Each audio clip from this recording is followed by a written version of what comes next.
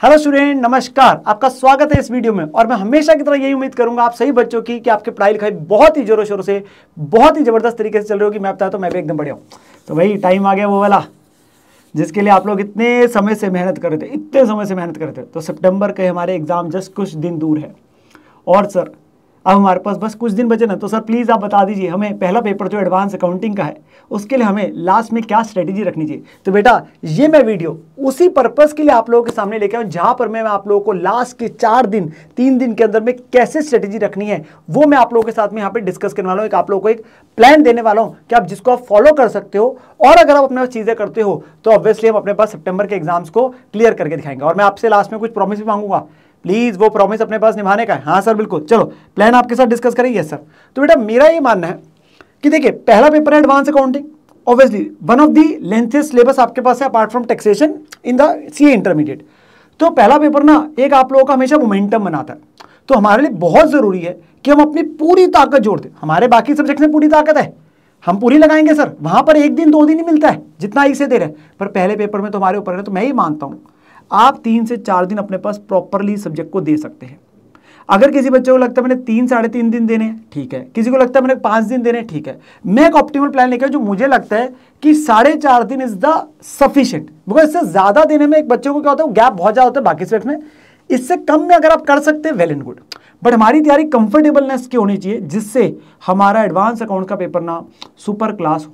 मतलब हम अपनी तैयारी जबरदस्त तरीके करके जाए और अपना बेस्ट दे के आएंगे।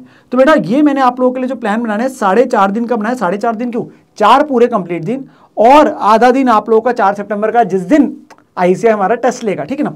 तो 31 अगस्त से हम तैयारी शुरू करनी चालू करते हैं। मैं एक आपको टेंटेटिव प्लान दे रहा हूँ, किसी को थोड़ा बहुत आगे पीछे करना है वो ट्वीक कर सकता है। तो मेरा एक सजेस्टेड प्लान है और मैंने इसमें बांटा फर्स्ट हाफ और सेकंड हाफ के हिसाब से।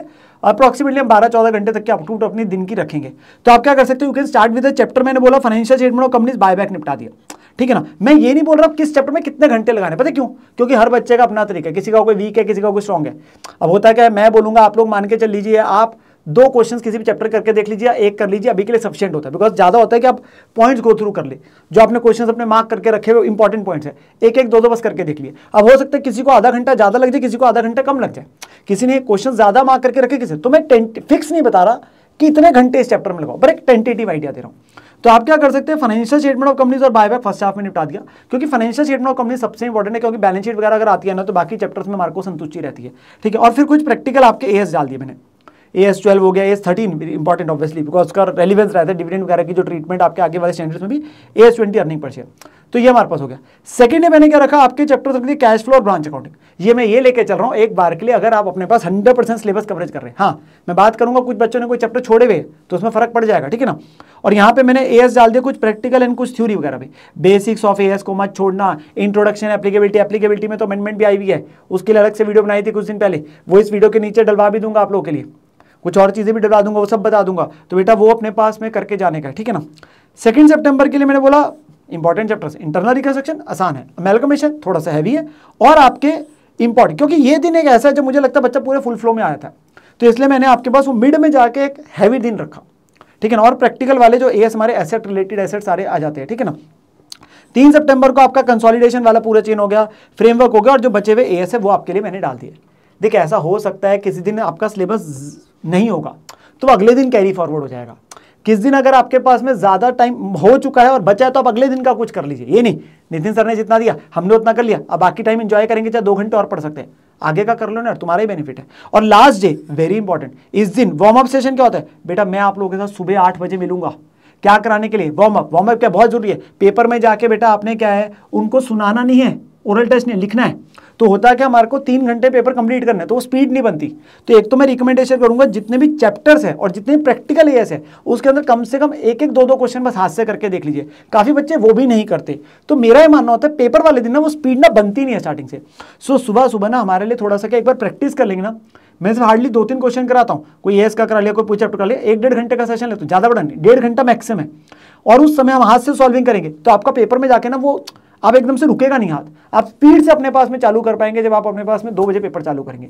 तो वो कहीं ना कहीं सुबह सुबह ना एक बार के लिए वार्म अप करना जरूरी है। तो ये सेशन बहुत ही इंपॉर्टेंट होता है, नॉट इन टर्म्स ऑफ कि आपको मेमोराइज हो रहा है, याद हो रहा है, बट एक स्पीड के एंगल से एक आप अपने पास में स्पीड बन जाते हो और पेपर में जाते ही आपका बेस्ट हो जाता है। तो ये सेशन तो मैं आप लोगों के साथ लाइव लूंगा इसी चैनल पर सुबह 8 बजे पेपर वाले दिन, ठीक है ना। और क्या पता उसमें से कई बार क्वेश्चंस आ भी जाते हैं, मतलब रैंडम लेके आता हूँ, कई बार पेपर में सेम आ भी जाते हैं, कई बार नहीं भी आते, ऐसा कोई फिक्स नहीं है, बट आ जाए तो बढ़िया है, नहीं आए तो कोई दिक्कत की बात नहीं, प्रैक्टिस तो होगी हमारी, ठीक है। फिर केस स्टडी एमसीक्यूज उस दिन आप अपने पास जो बची हुई है मान लीजिए वो आप अपने पास में रख सकते हो, सिलेक्टेड केस स्टडीज है अच्छी वाली जो आपको लगता था हाँ पिछले अटेम्प्ट्स वगैरह में आई थी, और लेटेस्ट आरटीपी एमटीपी के जो मार्क क्वेश्चन है, मैं हमेशा बोलता हूँ अगर आपने मार्किंग कर रखी अच्छी बात है, नहीं तो एटलीस्ट लास्ट 2-1 अटेम्प्ट के तो आरटीपी एमटीपी जरूर देख लीजिए, वो आपने देखे भी होंगे, उनमें मार्क भी कर रखे होंगे, तो वो चीज़, या अगर कोई बफर वगैरह बचा है तो आप वो देख सकते हैं। सर हमें इस दौरान में क्या करने का है जब आप रिवीजन करते हो? बेटा जब आप रिवीजन करते हो ना, सबसे इंपॉर्टेंट है सेल्फ स्टडी, मैं यही बोलूंगा। देखिए इस समय ना आपको वीडियोस वगैरह देखने की जरूरत नहीं होती, अब है सबसे ज़्यादा इंपॉर्टेंट कि सेल्फ स्टडी लेने को मैं आपके साथ पूरा दिन मैराथन सेशन वगैरह लेता हूँ, वो डले हुए, वो पहले डले हुए, उसकी आपके पास प्लेलिस्ट बनी हुई है, मैं उसका भी प्लेलिस्ट का पूरा आप लोगों को इसी वीडियो के नीचे डिस्क्रिप्शन में कमेंट में डलवा भी दूंगा, वो पूरी 3 वीडियोस है जो बच्चे देख लेते हैं, ठीक है ना। तो आप उसको रेफर कर सकते हैं, पर वो तब करना है जब आपको लगता है हाँ यार मेरे को नहीं आता, मेरे को दिक्कत आ रही है, पर जनरली सेल्फ स्टडी 100% करने का रखो।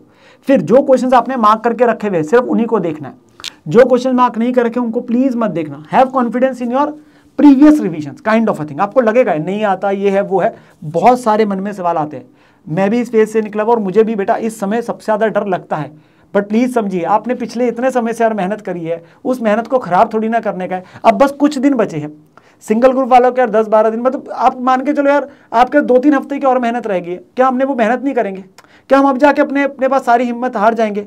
हम ना बेस्ट नहीं देके आएंगे ना यार, तो अपनी हिम्मत हारनी, डर को साइड में कर दो, ठीक है ना, और अपनी पूरा फोकस पढ़ाई पे लगाने का है। हमने 3 घंटे में अपना बेस्ट देके आने का।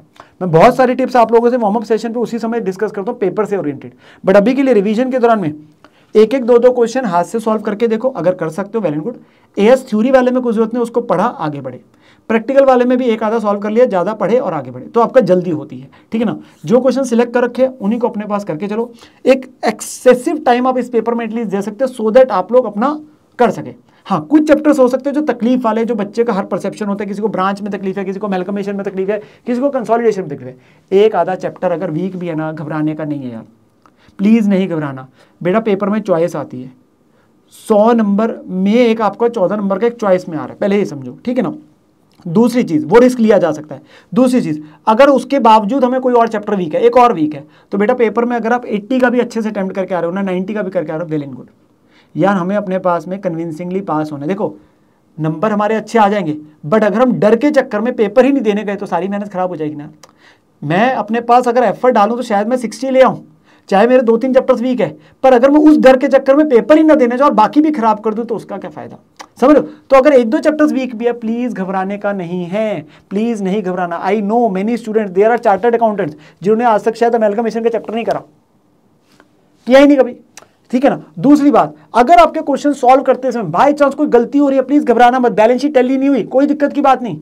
बेटा पेपर में स्टेप मार्किंग होती है तो हमें उसका बेनिफिट उठाना है, स्टेप मार्किंग के नंबर, तो आपको ये देखना है हाँ किसमें क्या क्या चीजें है, वो जितनी चीजें ठीक करोगे उसके बाद, तो ये प्रेशर अभी दिमाग से निकाल दो। क्या होगा, हमें उस 3 घंटे के अंदर में जो क्वेश्चंस आते हैं उन्हें अटेम्प्ट करना है, उसे अच्छे से करके आना है। अभी का जो समय बचा है उसके अंदर हम अपना बेस्ट तैयारी करेंगे। इसी हिसाब से मैं आप लोगों के सामने आप प्लान लेके आया हूं कि आप अगले 4.5 दिन इस प्लान को अगर फॉलो करते हैं, बाकी आपने इसमें ट्वीक करना आप कर सकते हो, उसमें कोई दिक्कत की बात नहीं है, जैसे आप चाहे चेंजेस करना चाहते हो आप कर सकते हैं, बट अपना एड़ी चोटी का जोर लगा दो कि इस बार हमने अपने पास क्लियर करके दिखाना ही दिखाना है। जिनका पहला अटेम्प्ट है यस पहले में, जिनका सब्सिक्वेंट अटेम्प्ट है उनके लिए भी मान के चलो आखिरी है। हमने नहीं घबराना, हमने अपना बेस्ट देना, हमने अपना बेस्ट देना। तो मुझे प्लीज एक आप वादा करेंगे पक्के वाला, इनकी प्रॉमिस, कि आप लोग अपने पास में घबराएंगे नहीं, आप लोग अपना बेस्ट देंगे जो भी समय बचा हुआ है, और अपने पास पेपर के अंदर भी अपना बेस्ट दे के आएंगे। बेटा आप मेहनत करेंगे ना, भगवान आपके साथ है,